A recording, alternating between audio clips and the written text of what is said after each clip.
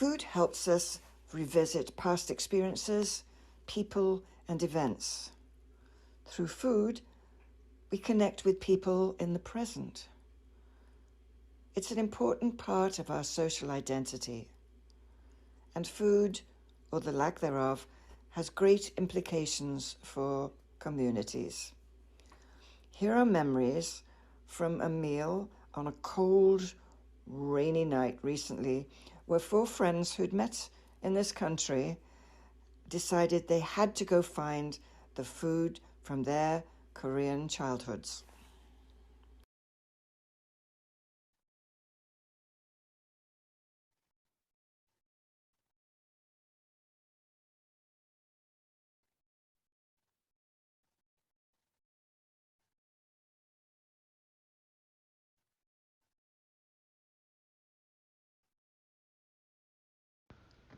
Close your eyes.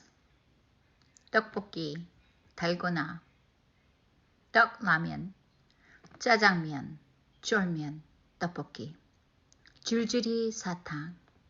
When 엄마 comes, 줄줄이. When 아빠 comes, 줄줄이. Sticking out the red tongue when licking the candy. The black tongue. Sneak the little chocolate like bird eggs in the lock cabinet. The passionate gimbap. Angry. Report card 쫄면. Father woke us in the middle of the night and fed us fried chicken, sweet and sour, hopeful radish, the memory of a fresh baked sambae cookie. White dream, bravo con. Let's meet at 12, bravo con. Omurice, cover with a full moon, sprayed with the dreams and eat. Arabian night, curry rice, kimchi, pancake for rainy days. Popcorn man, who carries the magic wand? He puts anything in spin, pop, pop, pop, eating fresh popcorn and flying in the magic world in cartoon land. Hill banana, my aunt brought them in Namdaemun market. In the winter, when I get in high fever, my mother brings out a cold peach can from the attic, feeds me, heals everything. When I put my head down and get my massage. Oh, I remember cotton candy. When I order, the magic man pushes his bicycle pedal.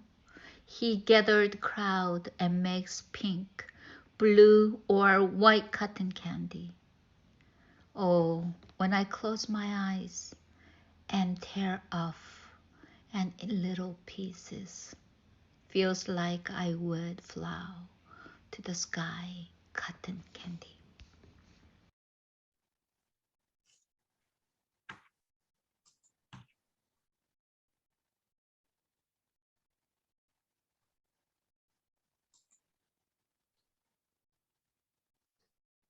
Thank you, Maureen, and thank you, Tanya Kohan, for that wonderful video.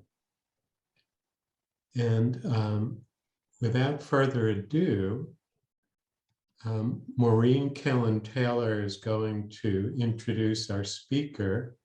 Something tells me she may be familiar with our current speaker. And Maureen, the floor is yours. Thank you, Richard. Hello, Robert. Nice to see you again. It's great. Yes, I met Robert in Los Angeles about 7 or 8 years ago when we were both interested in feeding hungry people. Officially, he's, I'll read it, a power of food pioneer and originator of the community kitchen movement. He's led efforts to reduce food waste and create jobs while producing healthy meals, as well as being involved in policy initiatives, the Food Donor Act of 1996, for instance, which incentivized food donations nationally. He founded Washington, D.C. Central Kitchen, the Campus Kitchen Project, and the LA Kitchen, where I met him. And you can Google his dozens of awards and recognition of his work ideas.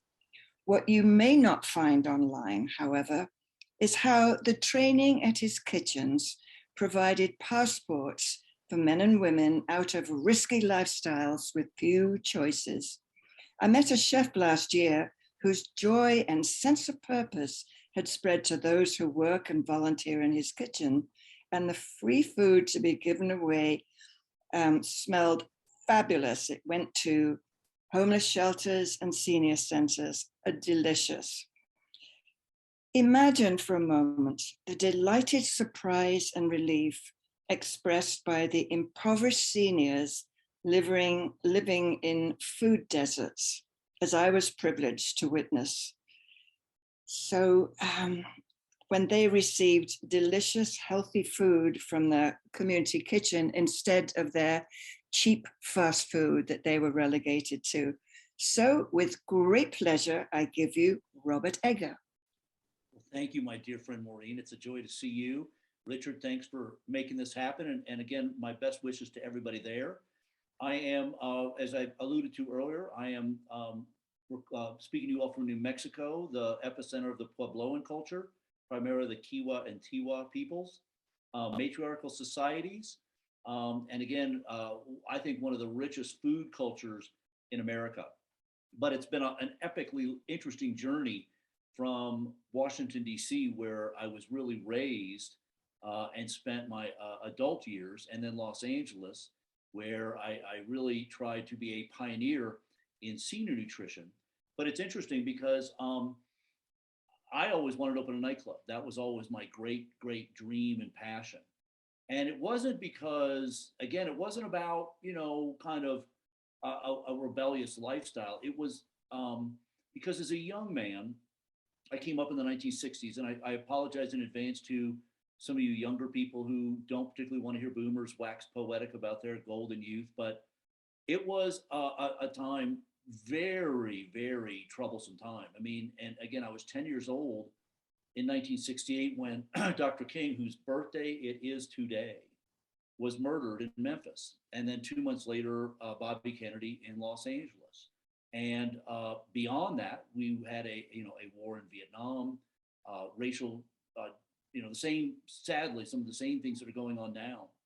But anyway, I was troubled by the fact that these two young men in particular had been murdered, because when you're a kid and you're relatively innocent and you hear young men or women leaders talking about racial justice, gender equality, economic opportunity, it seems like civics 101. What's wrong with this? Yet they were murdered, and they were the latest in a series of people who had been murdered for speaking out politically about ideas. But for those of you all who came up in that era, you may recall that on any given night on Carol Burnett, the Smothers Brothers, you pick your television show, comedians, musicians, artists were talking about these things. And somehow when an artist or a musician spoke about the very same issues, people heard it. So I really lit on the idea of a nightclub because as a person who I always felt at a very early age, I knew I wanted to be involved in social change. But I've always been, not out of laziness, but out of a sense of urgency, what's the fastest way to get people's hearts and minds to open up? And so I became fixated on the power of music and comedy and theater to get people to maybe stop for a second and hear a new idea long enough to maybe let it sink in. So I took off with a young person's fervor right out of high school and went to work in nightclubs, again, with this idea of I wanted to put on shows. But a big part of what you had to do to manage a nightclub, particularly if you envision putting on shows, which can be expensive, not booking bands, but actually having your own kind of house orchestra, if you will. But you had to understand the back of the house. Where's the money? As Jay Shree will tell you as the treasurer, no bucks, no Buck Rogers, man. You got to keep tight rein on the money. And it's where it was in learning about that experience that I became aware of how much food was being thrown away on a nightly basis, not just at the restaurant I worked in or the nightclubs, but caterers, hospitals, universities. And then I came to understand how much food is thrown away on farms. Now, again, I was fixated on my what I thought was my chosen career running nightclubs. So that just kind of logged in the back of my head as just a bit of information. Yet one night, um, I was asked by friends to go out and accompany them to serve people who were sleeping on the streets of Washington, D.C. Tragically, I think for some of you younger people, you've grown up seeing homelessness as kind of an omnipresent part of the American landscape. And it wasn't always that way, not because homeless people didn't exist. It's just that the law enforcement had the ability to roust people if they didn't particularly like the way they looked or where they chose to bed down for the night. But in the 1980s, people started to, because laws changed in Washington, D.C. in particular, and more poignantly, in front of the White House, in front of the World Bank, in nearby all of the kind of symbols of our country's history and promise, there were people sleeping outside. So I went out one night. Again, I'll be honest with you too. I was scared. I wasn't, I was burdened by the same bigotries and soft prejudices we all have. So I went out just kind of trying to mind my own business and get through the night. But I was taken by two things. One, the groups I worked with were buying food. When, again, as I mentioned, I knew that people were throwing away food all over that town every single night. And it was kind of built into the economics of restaurants. And still to this day, my friends, when you buy something at a restaurant, part of what you're paying for is the cost of food waste, products that didn't get sold for a variety of different reasons. Um, but more importantly, when I pulled up on the specific night, it was raining in Washington, D.C. And here I was in a warm truck serving people who were standing outside in the rain, waiting for another group of people with the best of intentions in this volunteer truck to come out and serve them. And I was struck because while I knew it was historic, I knew it was time honored, I knew it was full of loving intent, it still was based on the redemption of the giver, me, not the liberation of the receiver. And that really struck me that while this was, again, time honored, there was a flaw, a deep flaw in it. So on the way home, I proposed to my fiance and my longtime wife, Claudia, if somebody could just go to the restaurants and the hotels and all these different places and offer them a safe alternative to throwing food away, I bet they'd love. The restaurant people don't like throwing away food. They just don't want to be sued. So that was one part. But I thought, we should offer men and women a chance to come in out of the rain and be part of the solution. Instead of, perennial recipients of well-intended charity, imagine if they could be part of the solution. So we could set up a system where we could feed more people better food for less money by making sure food wasn't wasted. But if we could bring it back to a central kitchen and start a cooking school for the homeless, maybe we could shorten the line by the very way we served it and give, again, opportunity for men and women to be part of the solution and that empowering moment of I have a role to play. Now, I oftentimes do this long-winded, and I'm going to only talk for 20 or 30 minutes and open it up. But I do that because, what I was doing was challenging the orthodoxy of the system as it existed. Now, I naively went to all the different charities in Washington, D.C., who were either doing food or working with the homeless, probably like many of you all have in your journey, where you attempted to enlist allies who you assume based on what they do, and the assumption that nonprofits are driven by an almost by any means necessary culture of I'll do whatever it takes to get closer to the prize. Yet sometimes when you try to enlist those colleagues, you find that they are resistant. And that's what I found. I was a young enthusiast and again, a heart full of love, and expected that I would go in and basically drop off a well-written business plan that explained fully how they could do this. And then I'd go back to running nightclubs. But to my chagrin, every single group I went to made an overt effort to shoot down my idea. Oh, restaurants can't donate food, it's illegal. It's like, no, it's not. It's never been illegal. That's an urban myth.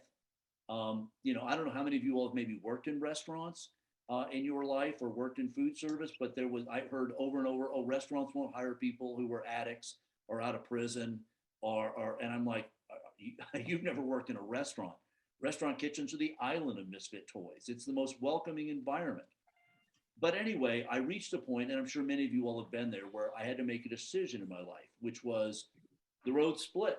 And there wasn't a sign that said polka dots and moonbeams that way. I'd turn back if I were you that way. I really felt like I was born to open the greatest nightclub in the world. But I was convinced that these men and women, while they were understandably confused by the seeming kind of wild Rubik's Cube of getting food from restaurants, training people for jobs, and feeding the community better meals, it wasn't that hard. And I figured I'll get it set up and go back to running nightclubs. Well, it's been 40 years almost since I made that decision. And the kitchens I've founded and worked with directly have produced the better part of 70 million meals. And with a variety of different people I've worked with, in particular, my great friend Jose Andreas and our project at the World Central Kitchen, we've done another 100 million meals. But they've all been based on kind of a Trojan horse construct. And that's what I wanted to talk with you all a little bit about. Because, when you're trying to convince people, and it could be just your friends, it could be your colleagues, it could be elected people, it could be corporate partners, about some of the issues we're facing, it can be very daunting. Most people in America and most people around the world are actually quite kind and very open-minded. But the majority of people still are burdened by fear. I've become a student of fear in my old age. In fact, I've often said to people, I don't run a nonprofit. I'm in the bravery business. It's my job to make people brave enough to feel like I can overcome a past that might seem checkered to some and embrace a new lifestyle. Brave on the part of restaurateurs will say, you know what, I will donate that food. I'm not worried about liability because there's all kinds of different ways, but more importantly, it's more important to risk if I can help liberate somebody. But what I really got into was this idea of how many people who have to volunteer in America, particularly a younger generation, almost 120 million strong, who've been raised doing service. Imagine if through that act of service, they could come in and by working right next to somebody. The models I embraced were tried to take away the false barrier of a table that oftentimes separated a volunteer who was serving someone who was on the other side of the table who was in line. I wanted to erase that barrier and get everybody around to the same side, saying in effect, you could be someone who's been 20, 30 years away in prison. You could be an older person who wants to stay active in your community. You could be a younger person needing service hours. You could be the president of the United States. But when you come into this kitchen, everybody works side by side, because the only way we're going to solve a problem is basically as shared citizens of the same city, the same country, and the shared world. And by getting people side by side, where you have that natural flow of conversation, where you watch slowly people's prejudices and their fears dissipate while they produce a meal to serve the community. That was always our model. But at the same time, I've also been a kind of a futurist, for lack of a better word, and someone who practices probability. And this is how Maureen and I met, because, there's two great concerns in my world, and they overlap with yours. One is that for a variety of different reasons, the amount of food we waste in America, which is still tragically high, is dissipating. All food that goes to a food bank, a pantry, that's lost profit. It represents something that was grown, something that was processed, something that was manufactured, something that was cooked. And for a million different reasons, it couldn't be sold. So it was donated to charity. But what we're seeing now through climate change, through inventory controls, through alternate markets, the amount of food that goes to charity is decreasing. While at the same time, the number of people who find themselves in need of some kind of assistance because of economics and poor wage, because of immigration, because of a wide variety of issues, the number of people who are in need of some support is growing. So you have supply, demand. And that really led me to a very interesting pathway, in particular when it comes to our elders. Because globally, one of the most interesting issues that face us beyond climate change is aging globally. There is no precedent for the number of people who are going to live 10, 15, 20 years longer than their parents did. And because we're a throwaway culture, not just in America, but in many countries, we have a sense of if it's old, if it's wrinkled, if it's bruised, throw it away. And that idea of that I embraced both with food and people, wrinkled food, wrinkled people, no waste. That idea of trying to say there's gold in old, and could we actually approach aging as a rejuvenative process and a new way to embrace the idea of what does it mean to be old in America? How do we create a more inclusive society? And sisters, as you all probably know, women outlive men, women outnumber men. Aging is a Me Too moment in which a whole generation of women, I hope, are clamoring for the moment of pushback where they say, I might be old, I might have wrinkles, I might have gray hair, but I will beat the person who tells me I'm not beautiful. And that idea of this revolution against the beauty myth. I was very interested in that. So that's why I went to Los Angeles. This idea of being able to access the most amazing supply of fruits and vegetables almost in the history of the world out of the Central Valley of California. The ability to work with some of the largest concentration of Koreans, Iranians, Armenians, and a variety of other cultures, and really experiment fully and joyfully with all kinds of different traditions of food to really explore and race towards a plant forward menu, which is not necessarily vegetarian, but just a small or much smaller portion of protein. Almost that Trojan horse of saying, helping a generation of carnivores overcome their sense of a meal must have meat in it. These are all the daring experiments I was part of, and I remain part of. But the reason I really wanted to talk with you all today, and again, I hope we can have a vibrant conversation, is that food and climate are so completely linked, yet our movements are separate. In fact, I've been intrigued over the past few years, and I wrote an article that maybe Maureen or Richard, somebody can maybe find a link to it in Civil Eats, talking about the revolutionary power of food. That Mahatma Gandhi used salt, plain table salt, to get the British to the negotiating table. Cesar Chavez used the table grape to get landowners in California to negotiate. Thomas Clarkston used table salt to advocate for abolition. So there's a long history of food as a revolutionary tool, yet for the most part, the movement I'm involved with still sees food as either a gas for the body, or even worse, just an art form. And I'm looking at food, and I'm seeing the intersection of migration, wage, nutritional rights, aging in America, farming in the future. Yet, to my way of thinking, no one's really stopped and said, wow, food is probably the most powerful political organizing tool there is. And yet it's never been used to say to all the different activist groups, maybe after decades of trying to get Americans to hear about hunger, homelessness, poverty, climate, wage, with checkered results. We've done well, but not at the level we know we need to be. Is there another tactic we can embrace? And is food potentially a tremendous opportunity to say to generations? I'm a big believer that the only future for us in the activist space is intergenerational. There are those who would pit generations against one another, would say to young people, man, those baby boomers messed up your world.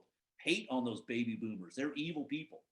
And then just conversely, there's a whole lot of people that say, oh, baby boomers, man, look at those millennials, man, those people, snowflakes, every single one of them. That's the devil talking, Bobby Boucher. I'm sorry, that's a horrible pop reference. But the point is, what we have to do is find deliberate, purposeful, and at times diabolical ways to help generations say we have more in common than we have that separates us. And food and climate are the two issues we should all of us be able to agree upon. It's going to take that kind of political alliance to elect, and again, elect a generation of people who show up on day one, that we don't have to go down to City Hall or the State House or Washington, D.C., all wearing the same colored t-shirt on Climate Day or the same colored t-shirt on Homeless Awareness Day, trying to educate our elected leaders. The power is the opportunity to use these tools to elect a generation who show up on day one as allies to us. And I'm going to put one more bug in your ear before I close this and open it up and see if you all want to talk about whatever you want to talk about. But I'm a big believer that you go to Dallas, and I've spent a huge amount of time. I worked with the North Dallas Food Bank, Tarrant County Food Bank. I've been all over the state of Texas, and I'll tell you, it doesn't matter where you go in Texas or any place in America. Nonprofits, nonprofit organizations are the third biggest employer in America. We have almost 14 million voting employees, and we control the energy of 60 million people who volunteer every single year. We have almost 300 billion in annual revenue and almost 2 trillion in net resources. Yet we don't have a say in the smallest town's budget process. We are the feminized part of the American economy. 70% of those who run or founded or volunteer at nonprofits are women. Yet this amazing, dynamic, rich, important part of the American economy has been told that all you do is good deeds, and that while your work is nice, the only funds you're eligible for is money left over. In other words, I oftentimes say there's no profits without nonprofits. In other words, good luck in a town without arts and culture, communities of faith, healthcare, education, clean air, clean water. That's what we do. Yet we've been told all we're eligible for is a little bit of what's left over from the profits we enable through our work every single day. And I would urge you all to ponder the role that we should be playing in the political process, including what we already are allowed to do via advocacy, which I'm sure you all are tenacious. I've seen pictures of you all in front of the Federal Reserve and a variety of other places. I know you all know how to get it on. But that idea of that coalition it's going to take to get where we need to go, a coalition of nonprofits and a coalition of generations. And that's the kind of work that inspires me in a big, fat way as we go forward. So I hope that this short, but I hope passionate presentation has been somewhat entertaining. And I will open it up and answer to my best of my abilities any questions you all might have. If you would be so kind, members, to raise your hand. I see hands clapping. If you'd raise your hand, and we can go control. With professionals. Yes. Okay, Michael, you have the floor. All right. Thanks, Richard. Robert, thanks so much for joining us. Really love to hear your story and what you're working on. And I wanted to highlight one particular aspect of what you mentioned, which I've been thinking about today before you even spoke, which is the multi-generational approach to having better lives and communities everywhere. And the great thing about Climate Reality Project here in Dallas, and Roger and Maureen and Jayshree and those who've been around since the beginning know that what's beautiful, as you can see here today, Robert, is how we have an incredible multi-generational chapter here. And thank goodness, because I'm sure Roger was worried about that a few years ago, as perhaps I was. But so the good news is here we're living it and embodying it, and that's wonderful. And one of the things I recently learned about is an organization called the Modern Elder Academy, if you've ever heard about it, which is relevant to some of this audience here. But the idea that, yeah, your best years are ahead of you, and what do you do to come from midlife and to have your best years and have your most impact, whatever it is. And this notion of being a mentor and an intern, meaning I learn just as much from young people as young people might learn from my experience and wisdom. And that has to be the mindset both ways. And if so, our success is going to be incredible. But this is different thinking than we grew up with, I believe, because it's been very stratified. And when you're older, get out of the way, just retire and die. And that is not the way it's going to work. And it's the way it's not working, like in our chapter here. So it's exciting to hear you speak about that today. I had no idea this is what I'd learn about today. And the context of food, I'm excited. In 45 minutes we end so I can have lunch, because you've made me hungry. So thanks for joining us. Well, Michael, thank you. I'll be honest with you. I also noticed you were putting out a lot of I hate to sound too New Mexican, but you were putting out a lot of really good energy. I just really appreciated the reaction you were giving me while I was making my presentation. And Chip Connolly, who runs the Modern Elder Academy, they're neighbors. They are probably 12 miles as the crow flies. So Galisteo. Yeah. so I see them quite a bit. But I Good. am very interested in that, because it's not just from a humane point of view. For you younger people in the audience, keeping an older generation staying productive and living independently is probably one of the greatest economic issues facing our country. It's profound. So, and at the same time, every single morning in America, 10,000 people turn 70 every single morning. That's going to go on for the next 18 years, 71, 72. But you got to figure, as I alluded to earlier with Dr. King and Bobby Kennedy, but let's take it back to Sly Stone, Marvin Gaye. There's 1,000 people that influenced us. And I got to figure personally, it's a wonder you can't put your head out the window in the morning and hear a sigh as 10,000 people look in the mirror and wonder how they got so lost.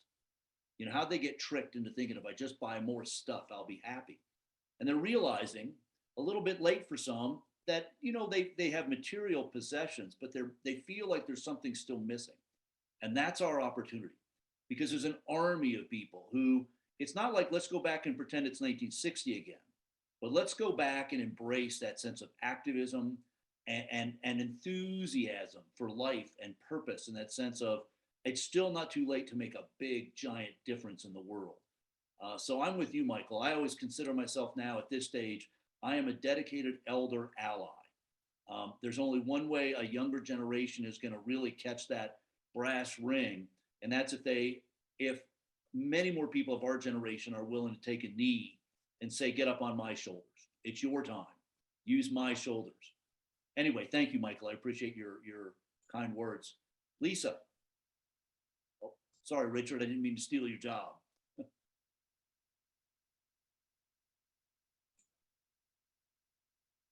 Lisa, it's good to see you. You're muted and you have the floor.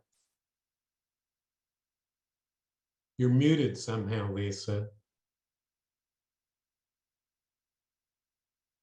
Maybe you could put it in chat? No, because you're on your phone. It's showing you as muted.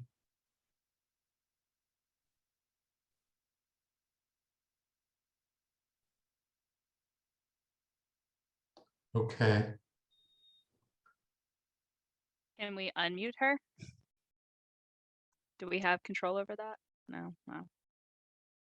I saw another hand go in. Maybe they're giving her technical support.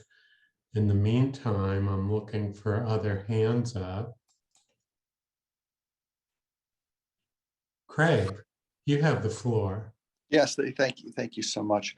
In your working on food issues, has the climate change effect on the nutritional content of food, the climate change causing agricultural regions to shift, has that come into consciousness in the food communities and in the feeding communities where they're seeing climate impacts affecting availability because of or the nutritional content of the food itself? Wow, Craig, you really hit a big, giant spike on the head with that one. Now, I'm going to be honest with you. I mean this with love, but some of my colleagues in the business that I am in, the food in particular, but feeding, they see themselves less. They're less activists and more food distributors. Many food banks, many programs. I wish were more activists included, whether it was for wage or climate. So there's that side, and frankly, to a certain extent, and again, I say this with love, but we have distributed, frankly, really bad food for decades down to the poor in the name of feeding the poor. There's been an element of literally poisoning people in the name of charity. So I'm very interested and always have been in nutrition and a good solid meal. And I mentioned earlier that race towards plant forward, which I think is essential. DC Kitchen was a pioneer of locally sourced school food in the District of Columbia. Same with LA Kitchen and Senior Meals. Both actively involved the students and the elders in preparing and developing menus. So I've never wanted to be a nutritional imperialist who comes in and tells people what I think they should eat, so the idea of let's work together. But I'm going to touch on something that is really profound, which is my work with Jose and World Central Kitchen. because it was really based on climate disaster, whether it's hurricanes, typhoons, a variety of other issues, fires. And what we did that was very, very pioneering was the historic model. And again, love in my heart, but in challenging the orthodoxy of assistance as it existed, the Red Cross, FEMA, a lot of international groups tend to import food, which is well intended, but it tends to tamp down the local economy. So our model was when we go into Puerto Rico, Haiti, Guatemala, Dominican Republic, the Philippines currently, buy local, hire local, and produce local foods. And that was shocking. That was seen as a shot across the bow. A lot of the big international aid groups were incredibly resistant to this idea. But what they underestimated, and I think for many of us as we seek allies, what many people underestimated was Jose's global impact via Instagram and his following of people who were mesmerized by this transition from a traditional chef that you would see cooking for rich people to a nutritional activist. And I think that you may want to ponder this in your journey, that you're seeing a whole generation of young people, young culinary professionals who don't aspire necessarily to embrace the European fine dining model or the success being 8 restaurants. They've grown up, and particularly during the pandemic, seeing chefs in their own community or international chefs like Jose, and they're like, I want to be a nutritional activist. And these can be powerful new allies, and the kind of allies that I think a generation of people who might not listen to climate activists may listen to an activist chef. You know what I mean? So Jose, it's been interesting because what we're seeing, and this is a big issue, particularly in border states, is climate refugees. And you see the immediate impact of people who are in environments where there's been a fire or a tornado.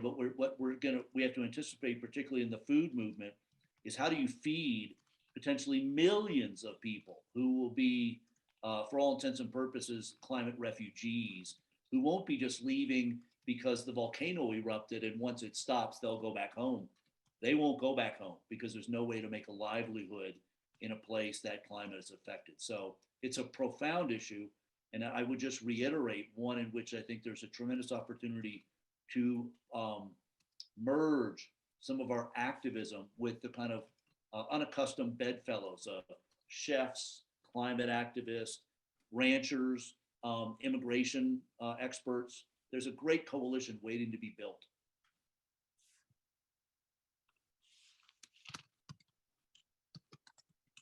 Wonderful.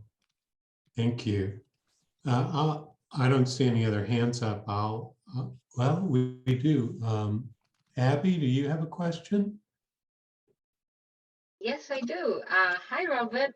As you were speaking, I just got so curious about your nightclub because it sounds so amazing. So I Googled a little bit about your nightclub, and this particular article caught my eye. In one of the articles, you said that the food became your music, and the DC Central Kitchen became your nightclub, and your only aim is to put on a show for everybody. So how important do you think, or in what ways do you does your kitchen put on a show for everybody? I appreciate. How does a nonprofit organization put on a show for everybody? Well, I appreciate it because, I mentioned earlier the Trojan horse. And it's funny because I think most people are familiar with the legend, but it's important to remember the Trojan War was 10 years long. And that's a long time, and it took a younger person, Odysseus, to come along and say, let me use the wood that we've been using the same traditional way for 10 years. Let me try something new. And the next day they were in and they got the Trojans to open the gates and let them in. So my attitude has always been historically, and for too often, our model has been, we're banging on the door. Let us in. We've got the salvation. Let us in. I've been interested in how do you get people who are, again, usually kind, giving people, but are burdened by fear. And they're holding the door because they don't want to deal with a new idea. How do you get them to open the door? So again, my original intent was music, but when I opened the DC Kitchen, I really underestimated how, frankly, guilty Americans were about the amount of food that was wasted. And that attracted a huge, when I opened DC Kitchen, a huge amount of media came. And we opened up on George Bush Sr.'s inauguration day. Our first donor of food was the President of the United States. That was a powerful way because A, what media outlet in the world could resist that? And I really decided then that that was going to be the model I embraced, was while I was going to work every single day, stronger, faster, better, more efficient, more better impact, that was only going to be 49% of my kind of mental, metaphorically, but 49% of my time. 51 was how can the work I do here that is attracting attention be part of a bigger movement? And I think that's very important because too many nonprofits, they focus on their own survival. And I get that, it's important. But if you're not part of something bigger, if what you're doing isn't lending itself to a bigger mission. So, for example, I alluded to it earlier, but we had both the Obamas and the Clintons were regular volunteers. And historically, most first families would go out on Thanksgiving and serve poor people. Very, very traditional model, very much the same way I did, where I was across and separated. So that idea of the President of the United States standing next to someone who had been in prison and talking and working side by side, that is a powerful message that was part of what I felt was this show. Because again, I knew that if the president came down, I had all the media, all the cameras in the world were going to be there that day. What was I saying through those cameras? Or was I saying what too many nonprofits do? And I understand it, but was I saying, look at me, send me a check, give me your money, aren't I good? Or was I saying, look at the power of community. Look at what we can achieve if we work side by side. Those are the kind of, sometimes subtle, sometimes, not so subtle, but those are the kind of messages, I was trying to send. We did social business. So one of our models where we were doing business to do DC public school food was saying, we're a nonprofit, but look, we're buying food from local farmers. And instead of waiting for their food to be so rotten that they give it to us because it's a charitable donation, what would it be like if we went out a couple of days or even a week or two in advance and bought it at a fair market price and supported that farmer instead of just taking away his trash? We actually started buying that food and we could bring it back. And not only could we have a nonprofit that got donations and got donated food and trained people for jobs, we could actually embrace social enterprise and start our own businesses and actually employ some of our graduates who, because of ageism or sometimes tattoos or a variety of other reasons, were having a more difficult time finding a job. Imagine the power of us saying, look, yeah, we're a nonprofit, but we buy local, we support local farmers, we pay a fair wage, we hire men and women home from prison, we produce school food, we listen to kids, and we still make enough money to reinvest profit back in the nonprofit. That's a powerful message, and I think if more people who then came to visit stopped and said, I didn't even know nonprofits could make money. I didn't know nonprofits could do that. That was a really powerful messages. So I looked at my work on a daily basis, and even to this day, as how can the work I do be a living, breathing, dynamic example of new thought, new ideas. And I just tend to sometimes sugarcoat them and make them look like a very simple little soup kitchen, but at their heart, they're diabolical ideas. Diabolical. I'm a fiendish mad scientist. I'm just, instead of saying, give me $1 million, I'm saying just come in and volunteer and help me feed people for a day. But the joy is if I can send people out that door thinking a new idea, that's probably has more potential impact than all the charitable meals I could do. Okay, we are getting short on time, but I see a lot of excitement from the audience. So maybe a couple of quick questions and then we'll close. Oh, Lisa, you're back. Lisa's back. Yeah, I'm back. So Okay. maybe a couple of real quick questions. We're going to have to cut it off soon, but Lisa, we want to hear from you. Okay, hi. So when Bob had said that the two main coalitions that are going to change this and turn it around is nonprofits and a coalition of generations. And the next question was about the coalition of generations. But I wanted to ask about the coalition part. And what I heard from you, correct me, if there's adding on, is the fact that the elders are unhealthy. They're going to be a huge drain on the economic system, and that to keep them healthy and contributing is a huge economic challenge, and that young people are the change makers and we have to let them in. But what else? How else do you see the coalition working? Voting. Older people, the most reliable voters there are. They'll show up every single time. Younger people tend to be big voters, not midterm voters, and we need midterm voters. So what I'm suggesting is that we have to keep an older generation productive, which means volunteerism, which means activism. So, we have the opportunity to say to a generation of elders, you can be part of a movement again. You can be part of something bigger, but you're not necessarily in charge. And that's a big pill for baby boomers. But also for a younger generation, again, to say, look, don't be patient, but be respectful. Understand that it's hard for older people sometimes to let go to what they know. But anyway, this is a long-winded way of saying voting is what it's all about. We need to get people active and actually, in my opinion, electing a generation of people who show up on day one with a full plate of things they're going to do, not what we typically do, which is sadly, nonprofits wait till the Board of Trade and Business elects somebody, and then we go in and think it's our job to educate them. And that's not working. We need to elect educated people, show up on day one. Thanks for that answer. Yeah. Jim, you've been very patient. Quick question. Actually, more of a comment. Robert, I just wanted to say, we're a bunch of potential activists here, and I think I was listening sometimes to your message and sometimes to your delivery and your methodology.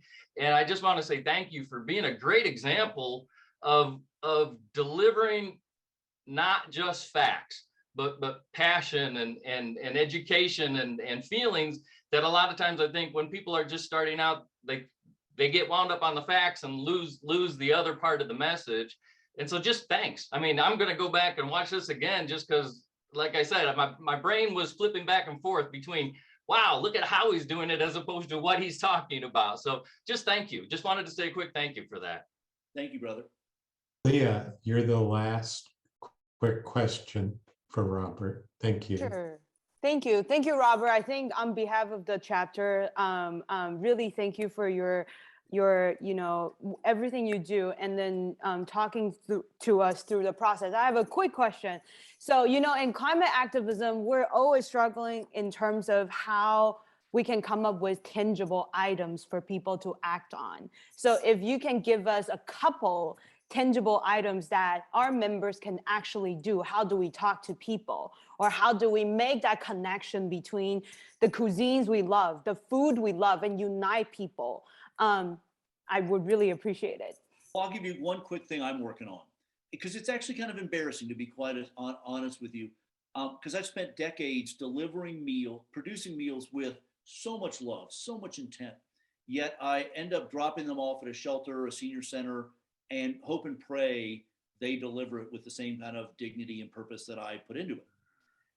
Yet, for the most part, we still, when we feed people in America, we say kids over here, seniors over here, and frankly, if you self-identify as poor and stand in this line at the pantry, we'll give you a box of odds and ends. Now, during the pandemic, I activated the local community college and got college students who were in the culinary program the school was closed. We reopened the school and got the nursing staff to get credit hours developing the protocols and managing the perimeter. Culinary students got credit hours producing meals, but we actually activated, I'm looking at, right, because I can see it outside my window. In this little town I live in, there's a volunteer fire department. And undocumented people are not afraid of a firehouse. Addicts aren't afraid of a firehouse. Firehouses were like, oh my God, and there's a kitchen in there. And they're in every little area. But more importantly, we served in this COVID environment. There wasn't a sense of economics. It was just come one, come all. And it was the first time, and I'm embarrassed to say it, but it's the first time in my career I actually purposely set out to say, I don't care of your income bracket. All I want to do is see people sitting together. And that to me is one of the great missing ingredients of the hunger movement is we've never used food to build community. And I would urge you to ponder just a simple idea of meals together and the powerful opportunity to bring people together over a meal to talk about climate. And, you know, there's lots of ways you can dress up a meal to talk about this is almost a climate change cuisine. These are meals or foods that are in danger because of climate change. So there's a lot of ways in which you can illustrate the issue using food, but also bring people together over a meal and then start to strategize about what you can do together. Robert, thank you so much. We love you. We really enjoyed your talk and the answers you've given us. You're certainly welcome to stay. We have probably another 20 or so minutes to the meeting. Oh, well, Michael made me hungry. Now I got to go eat. Yes, yes. But anyway, thank you all very much. It was an honor to join you. Viva Texas. And I hope you all will come and visit me in New Mexico. You're always welcome here. Thank you, Robert.